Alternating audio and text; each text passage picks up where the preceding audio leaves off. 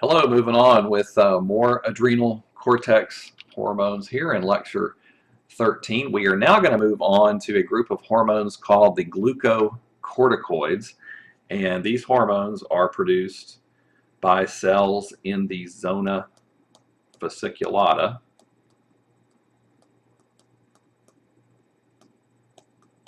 of the adrenal cortex.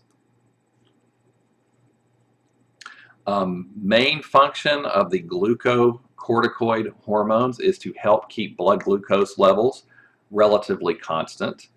And one of the things these hormones do, so you guys know, you eat a meal that has carbohydrates in it. Glucose is a sugar. Sugars are components of carbohydrates, and so that's going to raise your blood glucose levels. So after a meal, our blood glucose levels typically go up, unless you're eating a very low carbohydrate meal. But when you're sleeping, you're not eating, and so your blood glucose levels would tend to drop while you're sleeping. Well, the cells of your body, especially your brain, loves glucose, needs glucose for cellular respiration, to make good old ATP fuel to power the things that the cells need to do to function and stay alive. So at night, our glucocorticoid levels tend to go up to help us maintain our blood glucose levels while we're sleeping. Now, that's not the only thing these hormones do, but that is one of their functions. Another thing they do is they help us maintain our blood pressure by increasing the actions of vasoconstrictors. Vasoconstrictors are things that stimulate blood vessel walls to constrict, and if that happens, it's just like you pressing on a garden hose. That would increase water pressure in the garden hose. Vasoconstrictors increase blood pressure within our blood vessels. And we're going to learn more about blood pressure when we get to the cardiovascular system, especially in the Unit 3 part of the cardiovascular system. All right, so there are several different types of glucocorticoids that are known. The one that we primarily make is called cortisol. Hydrocortisone is another name for that, and you've probably heard, I'm sure, about people taking hydrocortisone as a drug, and it's usually given because it helps reduce inflammation. It actually kind of dials back the immune system from going overboard with inflammation, so it can help reduce swelling and pain. And that is actually another function of this particular hormone that we'll talk about a little bit shortly. Cortisone, corticosterone are some other names for glucocorticoids, but cortisol is the main one that's produced in humans by the zona fasciculata. All right, so a little bit more about what cortisol does. It's one of these multi-talented hormones, and released in response to ACTH. So go back and look at your notes from anterior pituitary. There's the hypothalamus makes CRH, which travels to the anterior pituitary and stimulates production of ACTH. ACTH then travels to the adrenal cortex and elevates cortisol, and also can elevate aldosterone from the last lecture a little bit, has some influence on that as well. So that's one of the main controls. Patterns of eating, like I was just talking about, at night you haven't eaten in a while, so cortisol levels go up to help you maintain proper glucose levels in your body fluids. Activity levels, the more active you are, you need higher glucose levels in your body fluids to help support your energy needs for activity. And stress as well. Cortisol especially seems to be involved in longer term stress. Like if you were recovering from an injury, for example, you had been wounded, or if you're ill, but even things like emotional stress or getting stressed out because you're working too hard and you're running kids around to activities and you're not getting enough sleep, that type of stress as well seems to increase the levels of cortisol that we have in our body fluids. Cortisol, you might hear now that you're learning about it, take notice because it sometimes appears, information about it appears in the news. It's thought that Americans with this sort of typical American lifestyle where everybody's kind of running 90 miles an hour all the time and stressed out, that Americans tend to have elevated levels of cortisol at times when we really shouldn't have elevated levels of cortisol. And that might be one of the things that's contributing to a lot of these health problems that are so common in the United States, such as high blood pressure, for example. All right, so we say cortisol helps you raise your blood glucose levels. Well, how is it doing that if you're not eating a meal, like at night? And main way it does that is it stimulates a process called gluconeogenesis. This takes place in the liver. And if we break that word down, we can figure out what it means. Gluco means glucose, neo means new, and genesis means to create or to form. So you're creating new glucose. And you do that by the liver does that by taking fats, lipids, and proteins, breaking those down into their building blocks, their monomers, and converting those monomers into glucose. So those are all organic molecules, and you can actually convert some types to others when needed. So when that happens, that glucose gets released into the bloodstream so it can be transported around the body. And the idea there is your brain really needs glucose for cellular respiration because that's the easiest thing for your cells to break down to make ATP. Yes, you can break down other things as well, but glucose is the favorite and the fastest thing to break down. And the brain doesn't have time to go through a lot of rigmarole breaking down other stuff to make its ATP. It's really got to have the glucose. But since the brain is hogging all the glucose, the other cells in your body have got to stay alive as well. They've got to make ATP. And so things shift, and those cells use other fatty acids and amino acids as energy sources. They're going to use those as alternatives. And so because of that, those fatty acids and amino acids have to be transported around in your body fluids to your cells. So their levels are going to go up in your bloodstream also. And the increased fatty acid levels that in your bloodstream that cortisol stimulates, that's also considered to be one of the negative impacts of this hormone. If this occurs over a really long-term basis, because what do you get checked when you go to the doctor? They check your blood for various things. One of the things that they look for is the lipid profile in your bloodstream, and you don't want high fatty acid levels in your blood for a long period of time because it makes it more likely they're going to accumulate along the inner walls of your blood vessels, and that can lead to blockages over time. So it's thought, well, okay, Americans are stressed out, we're making too much cortisol all the time. Maybe that's one of the things that leads to so much heart disease that we have in the United States.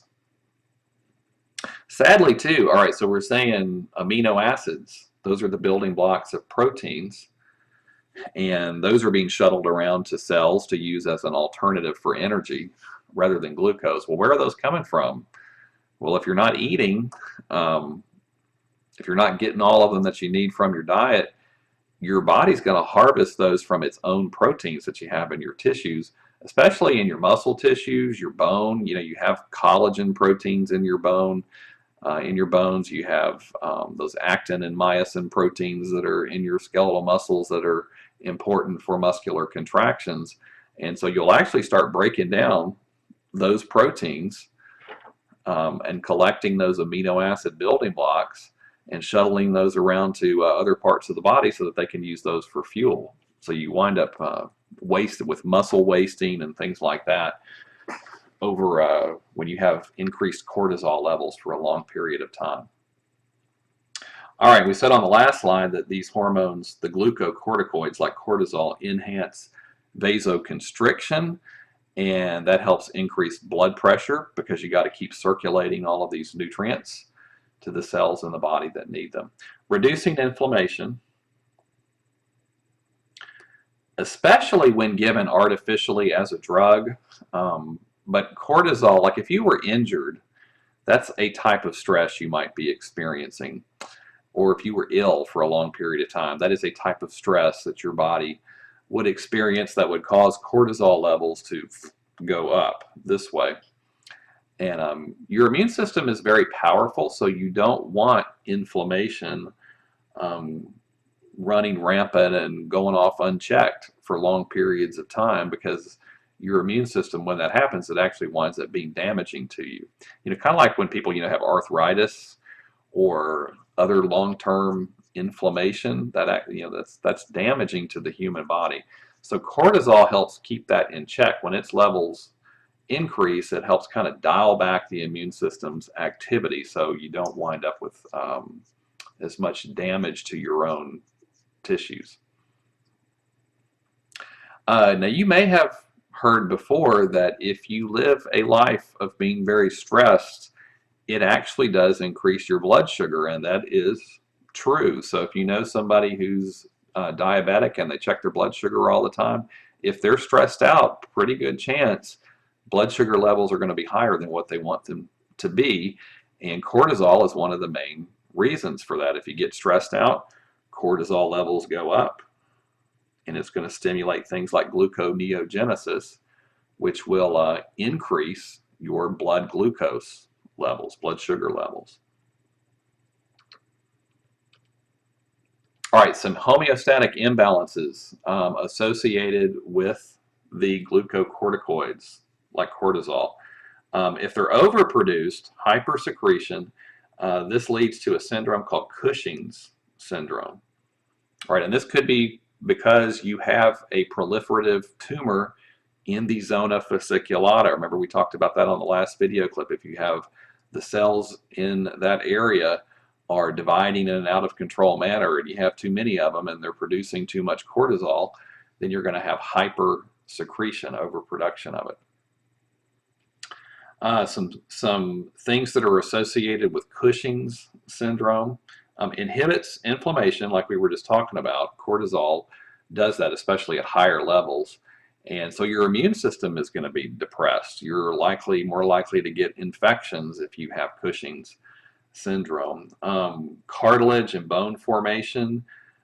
We said that cortisol tends to stimulate the body to feed off of its own proteins, and that can lead to breakdown of your tissues where you have a lot of filler proteins like collagen, and you have those in most of the connective tissues in your body, but cartilage and bone contain them, and so you might not be able to produce those types of tissues as well. Like, if you get a bone breakage, you can't heal it as well. Depresses the immune system. Cardiovascular, neural, gastrointestinal functions tend to be disrupted with overproduction of this particular hormone. There's a picture over, let me flip over for a second. We got a picture here of what patients look like when they have Cushing's syndrome.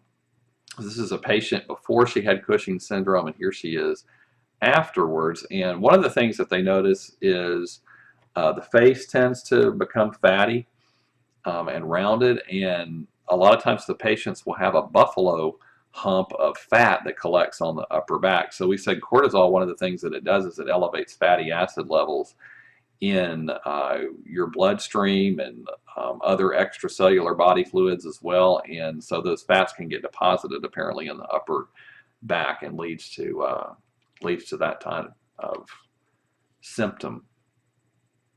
There's another homeostatic imbalance called Addison's disease, and somebody famous had Addison's disease. JFK, John F. Kennedy, was actually an Addison's disease victim. So these folks have hyposecretion, so they don't make enough cortisol, and they also don't produce enough aldosterone. So both of those are down. So you don't have adequate glucose levels. You can't maintain your glucose levels properly in your body fluids. You can't maintain your sodium levels. Sodium levels are down. And so what's that going to do to the water levels? Water is attracted to sodium.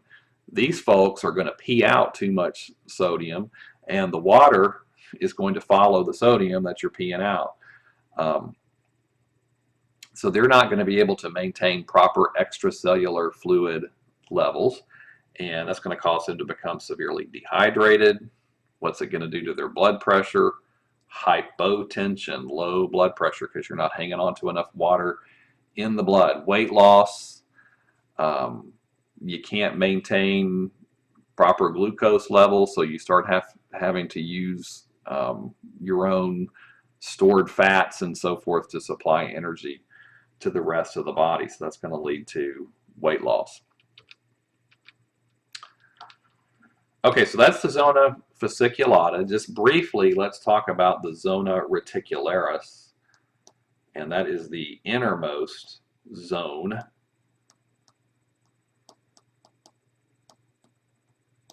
of the adrenal cortex.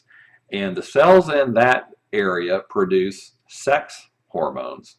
Now, when we cover the reproductive system toward the end of the course, the testes in males, the ovaries in females are the organs that primarily make sex hormones.